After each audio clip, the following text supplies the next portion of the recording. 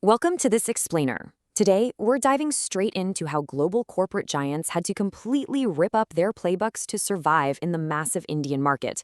We're talking about the fascinating and honestly sometimes wild world of consumer psychology and cultural adaptation. You see, when these massive multinational brands expand globally, they usually just rely on their standard, tried-and-true formulas. But, as we're about to see, the Indian market forced these absolute giants to fundamentally rethink pretty much everything they thought they knew about their own products. To really get this, we've got to step back to the 1991 economic liberalization. At that time, India was facing a severe balance of payments crisis. Foreign exchange reserves were dangerously low, so low, in fact, that the country literally had to airlift gold just to secure emergency loans. This immense pressure forced the Indian government to radically open its doors to foreign investment. As Manmohan Singh famously declared during his budget speech, India was wide awake. And man, the global giants took notice, seeing a massive, totally untapped market of hundreds of millions of consumers. But oh boy, the excitement of that newly open market hit a brick wall fast. Multinational corporations immediately faced these profound cultural puzzles. Just think about it for a second. How on earth do you sell your signature, super meat-heavy products in a vastly different religious and cultural environment? In a country where the cow is deeply sacred to the majority of the population, bringing in a standard American menu wasn't just a slightly bad business choice, it was completely 100% unviable. And the psychology behind this divide is just night and day. Take your typical US consumer. They tend to be more individualistic, heavily influenced by social media, and honestly a bit less price sensitive. But the Indian consumer? Deeply collectivist. Purchasing decisions are very often made as an entire family unit. Plus, they are incredibly value-conscious and really look for a strong emotional connection grounded in cultural storytelling with the brands they buy. You absolutely cannot just copy and paste a marketing strategy across that kind of psychological gap.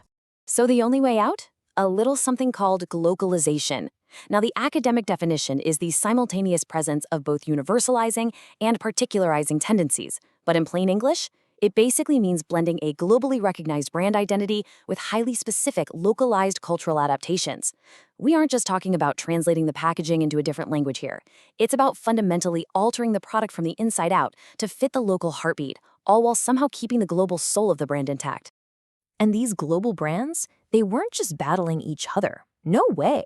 They were going head-to-head with the complex, deeply rooted operational structures of local Indian food businesses, places like the famous Royal Cafe that's been around since the 1970s.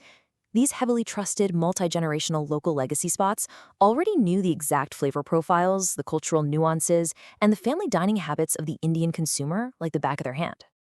All right, let's jump right into case study 1, McDonald's. We're looking at operational and product localization. This is an absolute masterclass in operational globalization. McDonald's quickly realized their standard global playbook was totally useless here. In a country where a whopping 80% of the population practices Hinduism and about 14% is Muslim, their flagship beef and pork products were total non-starters. So they did something completely unprecedented. They entirely eliminated beef and pork. And they didn't even stop at the menu. To respect strict dietary boundaries, they fundamentally ripped up and redesigned their kitchens, creating strictly segregated red and green zones for non-vegetarian and vegetarian prep, literally zero cross-contamination. Get this. Because they couldn't rely on their global beef supply chains at all, McDonald's had to build a completely new supply chain from absolute scratch in India. We're talking sourcing local potato varieties, local lettuce, completely new local chicken processing standards. This massive infrastructural effort led to a pretty wild reality. A staggering 50% of the McDonald's Indian menu consists of purely vegetarian items. That is a level of menu localization you literally won't find anywhere else in their global system. And just look at what they engineered. They didn't just toss a plain salad on the menu and call it a day. They created the Makalu Tikki, this perfectly spiced potato and pea patty, which actually went on to become one of their highest-selling vegetarian products globally. They swapped out the Big Mac for the Maharaja Mac, using chicken or veggie patties. They even rolled out the Chut Patan Naan, using traditional Indian flatbread instead of burger buns. They perfectly hit those local taste buds, but still kept that classic McDonald's promise of speed and consistency. Moving right along to case study 2, Cadbury. This is all about emotional and cultural globalization. Now, while McDonald's had to change how they made food, Cadbury had to change how people actually behaved. Back in the 90s, they hit a massive cultural barrier. In India, chocolates were pretty much just seen as a modern foreign reward for kids. Get good grades, get a dairy milk. But for weddings, major festivals, big family celebrations, chocolates were completely off the table. Traditional Indian sweets, mithai, absolutely dominated those spaces. Giving mithai symbolized good luck and family blessings, and chocolate just didn't fit into that deeply held tradition. Cadbury knew they had to flip the script, but you can't just do that overnight, right? Over a decade, they meticulously transformed their image from a casual kids' treat to an absolute, non-negotiable staple of Indian celebrations. The genius part? They didn't tell consumers to stop eating mithai. Instead, they positioned chocolate as an additional, equally awesome way to celebrate. The real game changer was their iconic Kuch Meeta Ho Jaye campaign. It translates to, let's have something sweet. And to deliver this, they brought in the deeply trusted Indian icon, Amitabh Bachchan. By having Bachchan celebrate everyday wins, like getting paid on the first of the month, with the Cadbury chocolate, they cleverly made their product an emotional companion for everyday joyous moments. It totally broke them out of that just for kids box. Next up, they took the fight straight to the traditional mithai market by launching Cadbury Celebrations.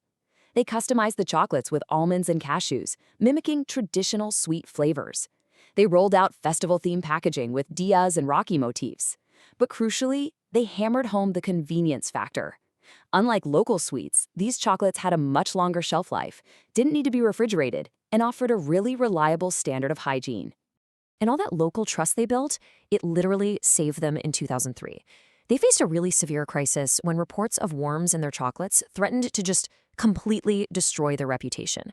But because they had built up so much cultural equity, they bounced back. They immediately owned up to the issue, dropped a massive 15 crore rupees into brand new tamper-proof packaging, and brought Bachchan back for a brilliantly effective trust-building campaign that totally won back the Indian consumer's confidence. So what's the big takeaway here? It's that Cadbury didn't come in trying to bulldoze Indian traditions. They gracefully wove themselves into them. The new tradition didn't replace the old one. It expanded it. Cadbury became the symbol of modern family togetherness, an emotional, hygienic, and super convenient gift that now sits perfectly alongside traditional boxes of mithai during Diwali. Which actually brings us to a final, kind of provocative thought to wrap up this explainer. We've seen how brilliantly brands like McDonald's and Cadbury cracked the code by embracing localization. But we really have to ask ourselves, when massive corporations embed themselves this deeply into local cultures, are they genuinely honoring our deeply held traditions? Or are they just cleverly repackaging our cultural identity to maximize their own multinational profits? It's a hugely complex dynamic, and one that's only going to get more interesting as the global market evolves.